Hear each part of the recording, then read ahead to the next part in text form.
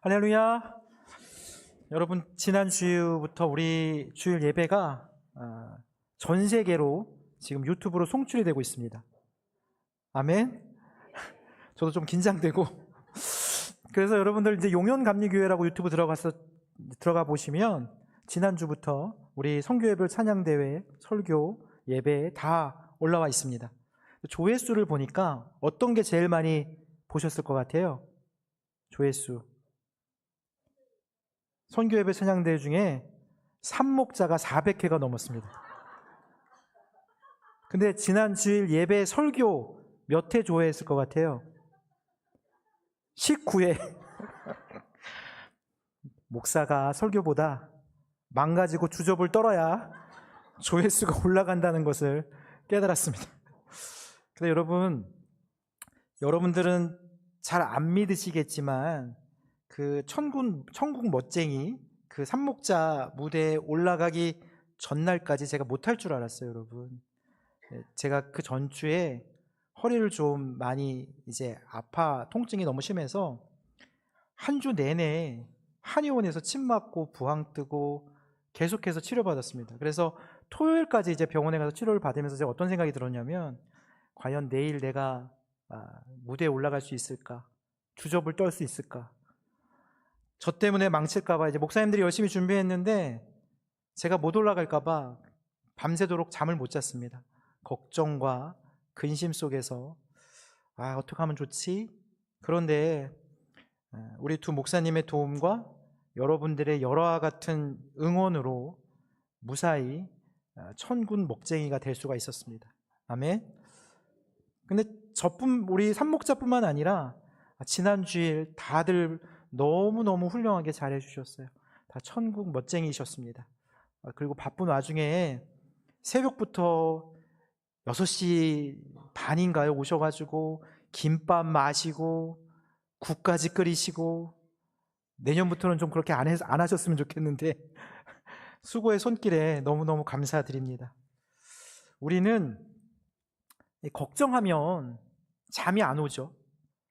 이게 불면증이라고 하는데 의학 용어로는 수면 개시 및 유지 장애라고 그렇게 얘기합니다. 쉽게 말해서 잠에 드는 것도 어렵고 잠을 유지하는 것도 어려운 상태입니다.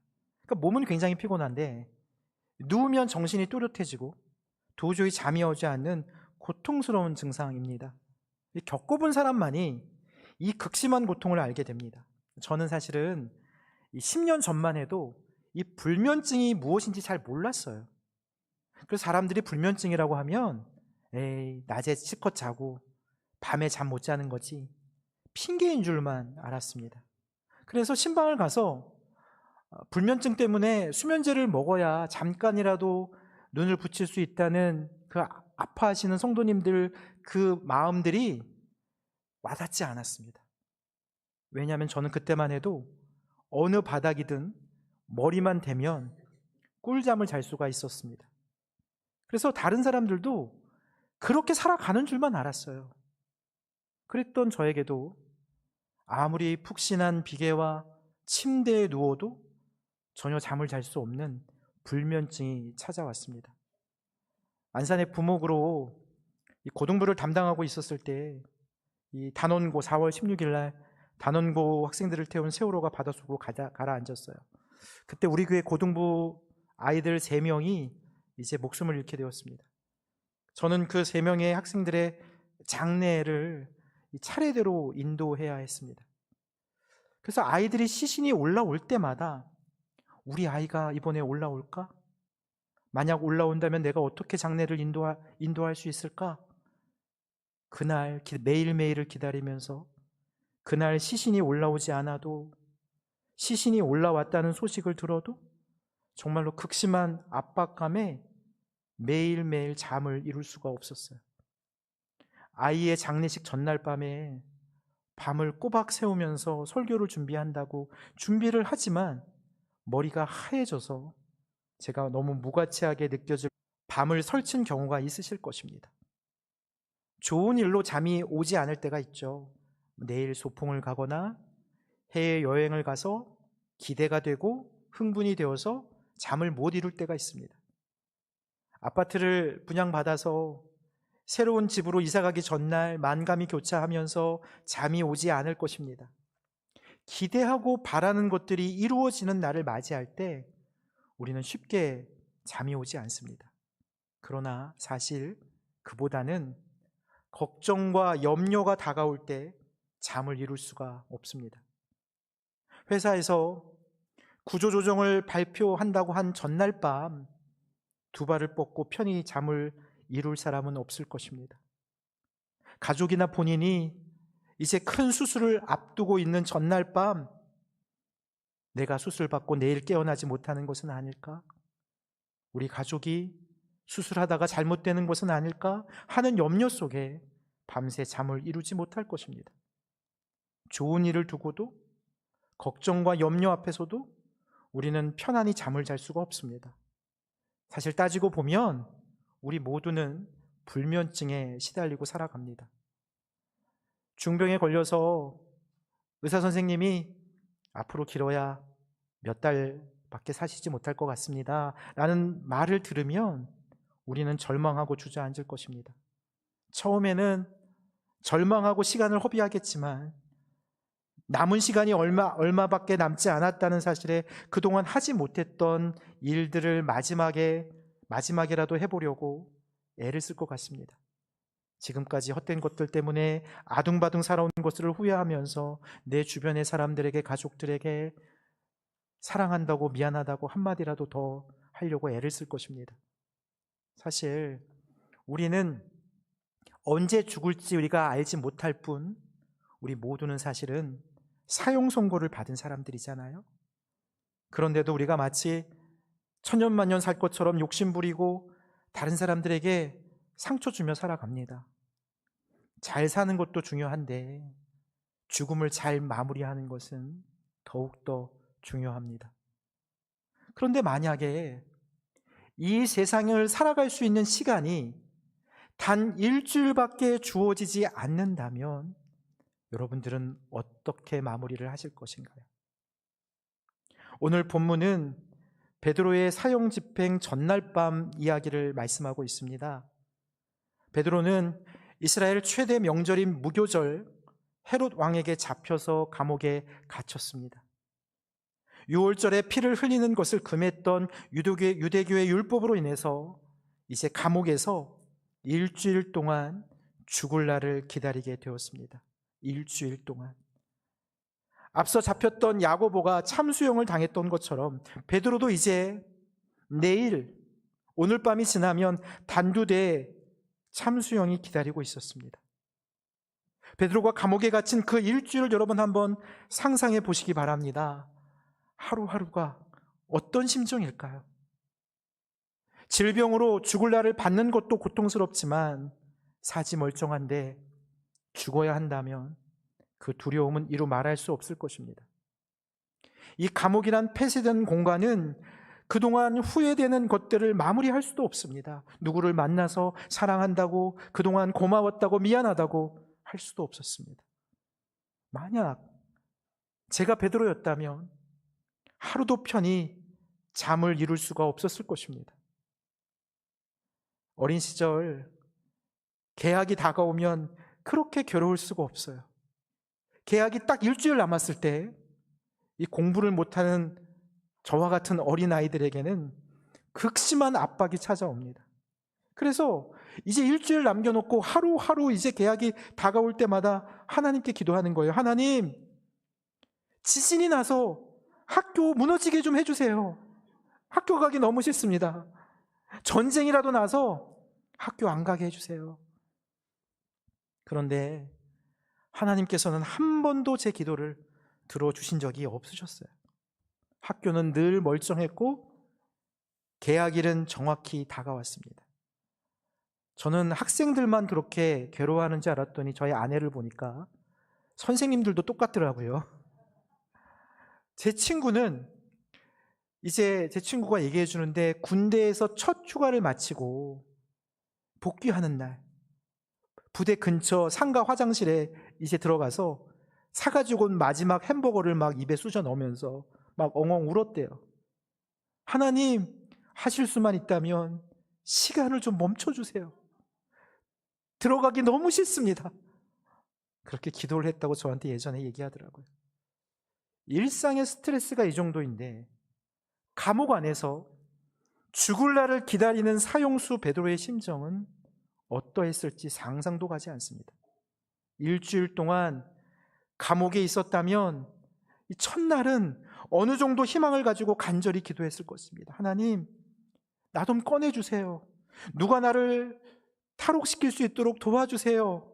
아니면 헤롯 왕의 마음이 바뀌어서 사형을 취소하게 좀 해주세요. 그러한 기대가 있었을 것입니다. 그러나 맞이하고 싶지 않은 시간은 어떻습니까? 어김없이 닥쳐옵니다. 피하고 싶고 베드로의 목이 단두대에서 잘려나가는 그 장면이 베드로의 머릿속에서 멈추지 않고 계속 상상이 되면서 이제 내 인생은 이렇게 끝이 나는구나, 한숨밖에는 없었을 것입니다. 초가 타들어가듯이 1분 1초가 나의 생명이 타들어가는 듯한 극심한 공포와 압박이 느껴졌을 거예요. 생각하기도 싫지만 만약 우리가 그 자리에 있었다면 하루하루 시간이 지날 때마다 극심한 스트레스로 그 긴긴 밤을 뜬 눈으로 지새웠을 것입니다. 하나님께 원망하고 다시 또 하나님께 도와달라고, 살려달라고 매일 신음과 눈물로 그렇게 일주일을 보냈을 것입니다. 하나님의 도우심을 그토록 기다리고 기다렸지만 이제는 죽을 수밖에 없는 죽음이 점점 다가오고 있습니다. 우리의 인생은 늘 기다림의 연속입니다. 언제 이루어 주실지, 오늘일지, 내일일지 하나님께서 이 문제를 해결해 주시기를 우리가 간절히 기도합니다. 그러나 우리가 기도한다고 하나님께서는 금방 응답하시지 않습니다. 초조함과 두려움 속에서 간절히 기도해도 아무런 소용이 없을 때, 응답이 없을 때 우리는 절망하게 됩니다. 그러나 하나님께서는 우리를 그렇게 기다리게 하십니다. 피가 마르고 속이 시커멓게 타들어가도 벼랑 끝까지 우리를 몰아가십니다. 내가 할 수 있는 것이 아무것도 없을 때까지 기다리게 하십니다. 오늘 말씀을 보니까 이 감옥, 베드로가 갇혀있는 이 감옥 밖에 2개의 높은 장벽, 그리고 철문에 각 문마다 군인들이 안팎으로 지키고 있었다고 쓰여져 있습니다. 그리고 감옥 안에 쇠사슬로 매여 있던 베드로를 군인 2명이서 양쪽에 2인 1조로 밤낮으로 돌아가며 베드로를 지켰습니다. 그러니까 베드로가 탈옥하지 못하도록 원천 봉쇄하여서 철저하게 지금 대비를 하고 있었습니다. 그만큼 베드로를 반드시 백성들 앞에서 공개 처형을 시키고자 하는 헤롯 왕의 강한 의지를 우리는 엿볼 수 있습니다. 베드로는 이제 내일이 되면 죽을 수밖에 없었고 죽어야만 했습니다. 내 힘으로 아무것도 할 수 없는 상황에서 우리는 절망할 수밖에 없습니다. 살려달라고 목 놓아 울어도 아무도 나를 대신하여 도와줄 수 없기 때문에 그 외로움과 아픔은 점점 더 크게 다가왔습니다.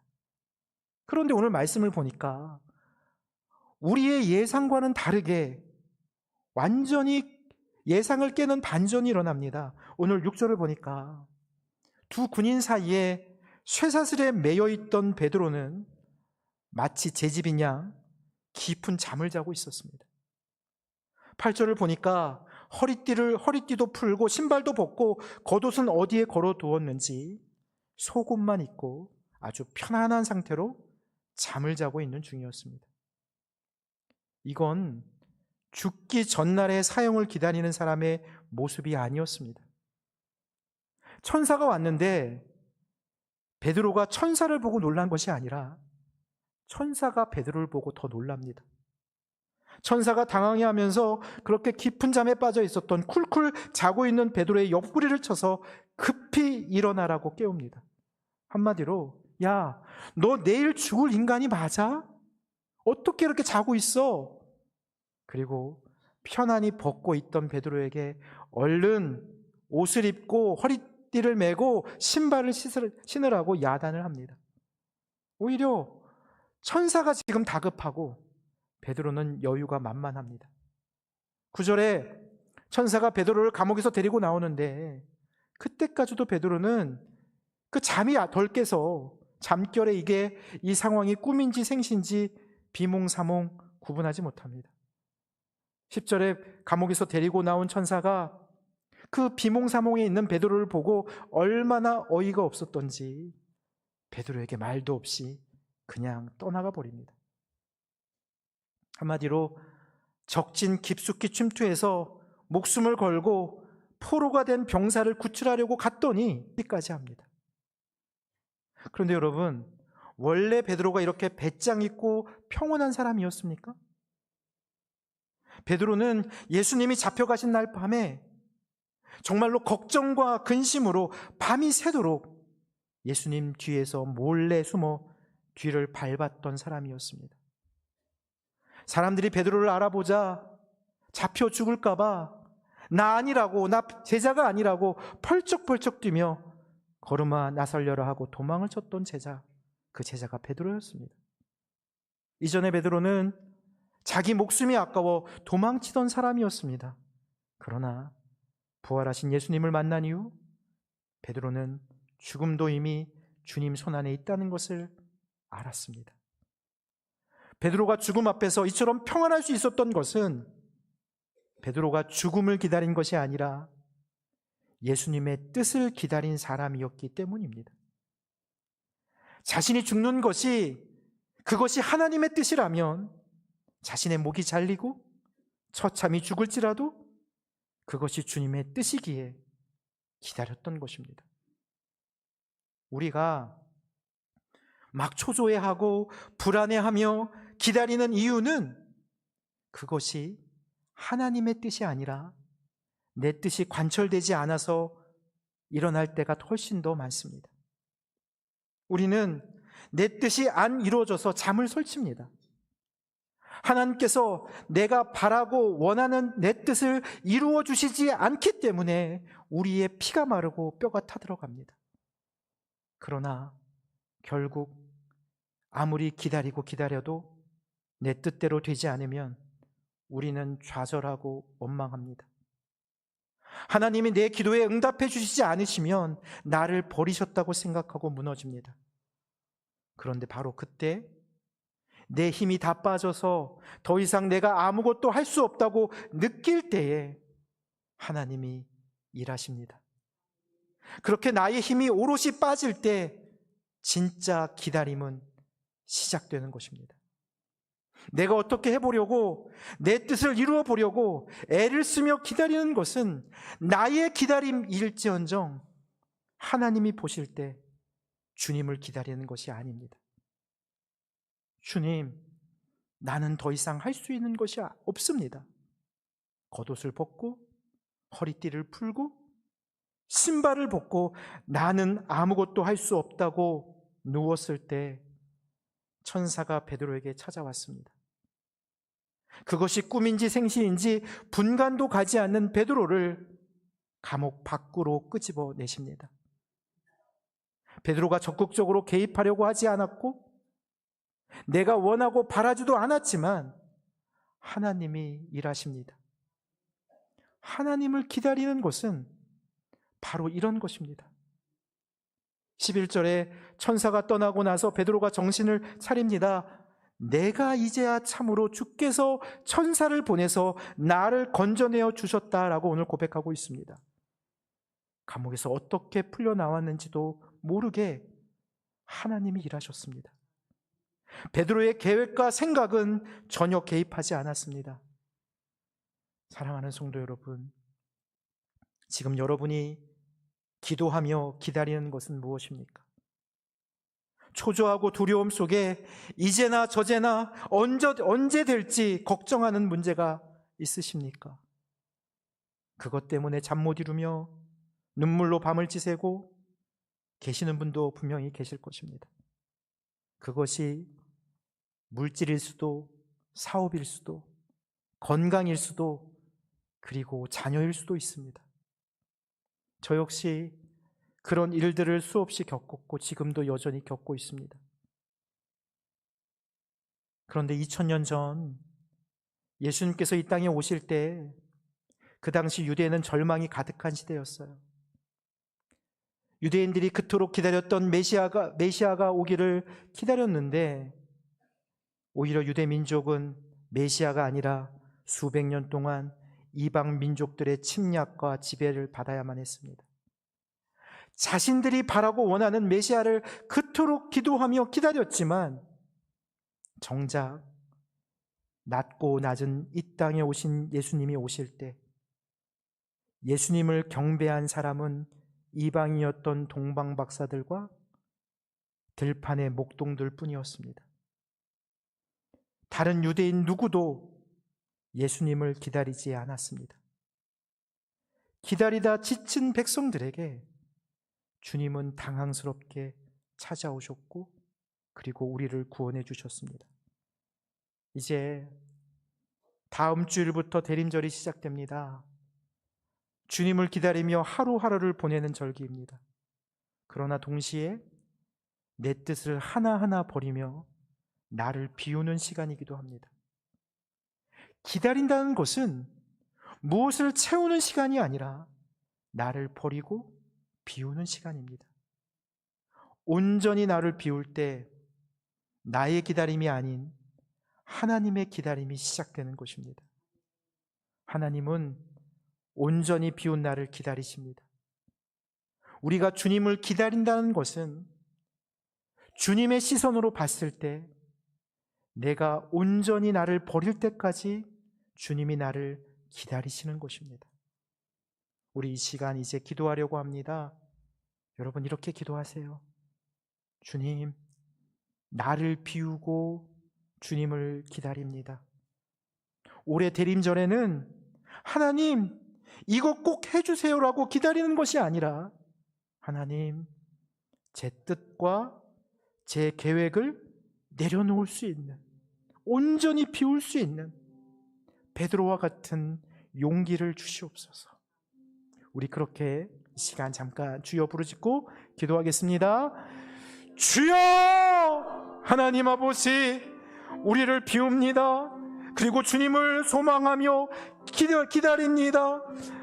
이 대림절 하나님, 우리의 뜻과 우리의 계획은 내려놓게 하여 주시고 하나님을 온전히 기다릴 수 있는 저희들이 되기를 원합니다. 주님의 뜻이 무엇인지 바라보게 하여 주시옵소서. 우리 안에 모든 것들을 내려놓게 하여 주시고 주님이 바라고 원하시는 것들을 향하여 나아갈 수 있는 저희들이 되기를 원합니다. 하나님, 주님을 소망합니다.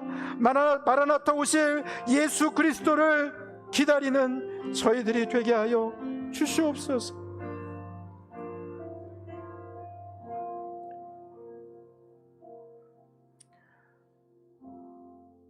주님, 우리 안에 내 뜻을 비워 주시옵소서. 내 뜻이 아니라 주님의 뜻을 기다립니다. 기다림이 길수록 더 깊은 은혜가 준비되어 있음을 믿습니다. 지금 힘들고 어려운 기다림이 계속되고 아직도 해결되지 않고 어두운 터널을 지나고 있다면 두려워하기보다 주님이 이끄시는 대로 따라가기를 원합니다. 베드로가 쇠사슬에 묶인 그 자리에서도 두려움이 아니라 평안으로 잠든 것처럼 우리도 내 힘으로 할 수 없는 문제 앞에서 허리띠를 풀고 신발을 벗고 주님, 저는 더 이상 할 수 있는 것이 없습니다. 그렇게 고백하며 주님을 의지하기를 원합니다. 나를 온전히 비울 때 주님이 채우심을 믿고 나를 맡기오며 사랑이 많으신 예수님의 이름으로 기도드리옵나이다. 아멘.